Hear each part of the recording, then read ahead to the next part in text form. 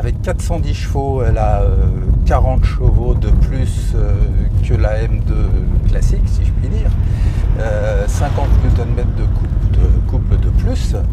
Elle pèse à peu près une tonne 6 et est proposée à 77 000 € environ avec une boîte mécanique ou à près de 80 000 € avec la boîte à double embrayage 7 vitesses dont nous disposons ici.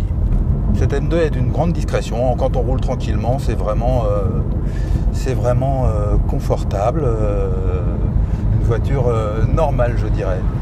Sur circuit, on a vu en revanche que c'était pas une voiture tout à fait normale, même par rapport à la M2 standard, parce que le train avant a été en grande partie revu. Si les suspensions sont les mêmes, le train avant a été complètement revu avec notamment des barres anti-roulis en carbone qui apportent une plus grande rigidité de ce train avant et par la même occasion un surplus de précision et de retour d'information que l'on sent déjà d'ailleurs même maintenant en conduite normale.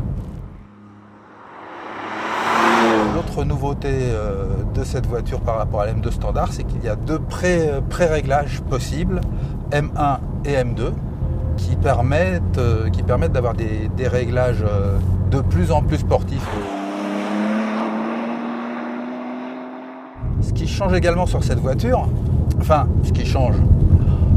on a en option la possibilité d'avoir des freins. Bon, je suis méchant parce que BMW a eu longtemps la réputation de proposer des voitures qui avaient des freins capables de fatiguer un peu vite et on l'a vérifié par le passé, aussi bien sur les voitures de série standard que les séries M. Et ce problème est en grande partie résolu maintenant parce que en option, malheureusement, à 1 700 € environ, vous pouvez avoir de plus grands disques et surtout mordus à l'avant par des pinces à 6 pistons. Et effectivement, sur le circuit où là c'est vraiment très exigeant, on a pu se rendre compte que l'endurance était au rendez-vous, ainsi que la puissance et l'efficacité et la très bonne gestion de l'ABS.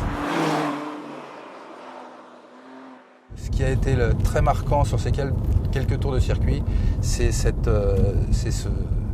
guidage du train avant, cette précision des roues avant, cet agrément au volant et les retours d'informations qui en résultent.